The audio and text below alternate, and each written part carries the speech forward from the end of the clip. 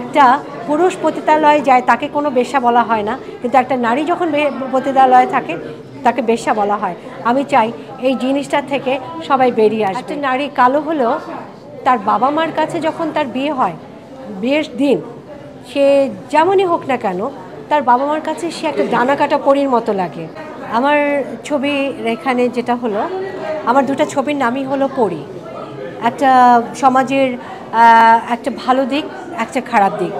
আসলে আমরা নারীদেরকে আমাদের সমাজ নানা রকম দৃষ্টিতে আমাদের নারীদের দেখে থাকেন। কেউকে দেখে খুব নষ্ট নারী হিসাবে, কেউকে দেখে মা হিসাবে। নারীদের এখানে আমাদের নানা রূপে থাকে। যারা প্রত্যেকে মনে করে বিয়ে হয়ে গেলে একটা নারী মায়ের রূপে চলে আসবে, নারীর আর অন্য কোনো রূপ নেই। এবং যেই নারীগুলো তাদের নিজস্ব যে সমাজের কারণে যারা নাকি অবহেলিত, নারীদেরকে নষ্ট চরিত্রে দেখে থাকে। তো আমার এখানে আমি যেই দুটো ছবিকে আমি ফুটিয়ে তোলার চেষ্টা করেছি, একটা হলো নারীর সুন্দর একটা রূপ, যেখানে সুন্দর হলেও আমাদের যেখানে আরেকটা জিনিস হলো নারীদের যে কালো ফর্সাদের, মানে সুন্দরী ফর্সা হলেই সে সুন্দরী, সে যেমনই হোক, কিন্তু কালো হলে তার কোনো নেই, সে একটা কালো নারী। আমি এখানে জাস্ট যেটা বোঝাতে চেয়েছি যে একটা নারী কালো হলেও তার বাবা মার কাছে যখন তার বিয়ে হয়, বিয়ের দিন সে যেমনই হোক না কেন তার বাবা মার কাছে সে একটা ডানা কাটা পরীর মতো লাগে।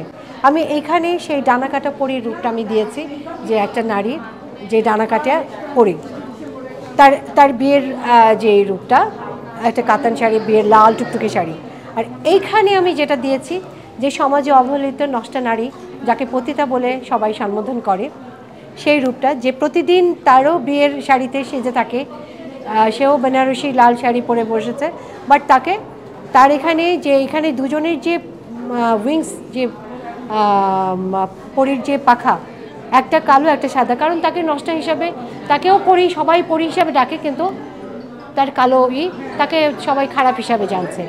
তারও প্রতিদিন বাসর ঘর হচ্ছে, তারও প্রতিদিন তারই হচ্ছে, কিন্তু তার ভেতরে যে কষ্টটা আমি এখানে চেষ্টা করেছি তার কষ্টটাকে তুলে ধরার জন্য।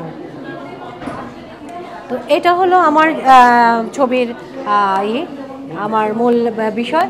নারীদেরকে আমরা চাই নারীরা অবহেলিত হবে না, নারীরা কালো সুন্দরের ভিতরে মানে থাকবে না, নারীদেরকে সম্মান করতে হবে, নারীদের রূপ নয়, নারীদেরকে মানুষ হিসাবে গণ্য করতে হবে। আমরা নারীরা পুরুষদের মতো আমরাও মানুষের সেই অধিকার চাই, আমাদেরও কোনো ভেদাভেদ করা চলবে না। একটা পুরুষ পতিতালয়ে যায় তাকে কোনো বেশ্যা বলা হয় না, কিন্তু একটা নারী যখন পতিতালয়ে থাকে তাকে বেশ্যা বলা হয়। আমি চাই এই জিনিসটা থেকে সবাই বেরিয়ে আসবে। নারীর যে মাতৃরূপ, যে নারীর সৃষ্টিকারী, সেই রূপে তাকে সম্মান করুন। ধন্যবাদ।